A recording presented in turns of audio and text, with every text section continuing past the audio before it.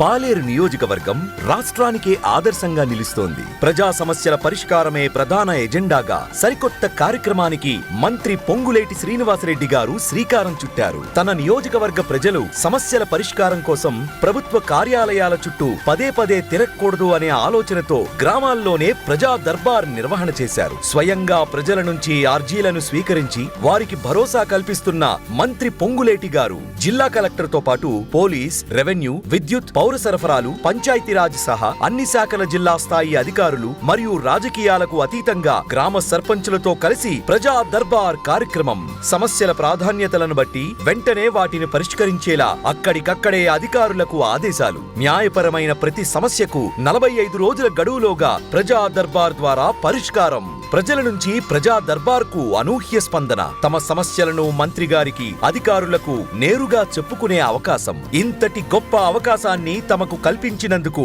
మంత్రి పొంగులేటి గారికి ధన్యవాదాలు చెప్తున్న పాలేరు నియోజకవర్గ ప్రజలు. మంత్రి పొంగులేటి శ్రీనివాసరెడ్డి మానవీయ కోణంలో చేసే పనితీరుకు నిదర్శనం ఈ కార్యక్రమం. ప్రజల కోసం, ప్రజల చేత, ప్రజలతో కూడిన పాలనకు ప్రతిరూపం ప్రజా దర్బార్. ఏప్రిల్ 29వ తేదీన ఉదయం కూసుమంచి మండలం పాలేరులో, మధ్యాహ్నం ఖమ్మం రూరల్ మండలం ఆరెంపులలో ప్రజా దర్బార్ కార్యక్రమం.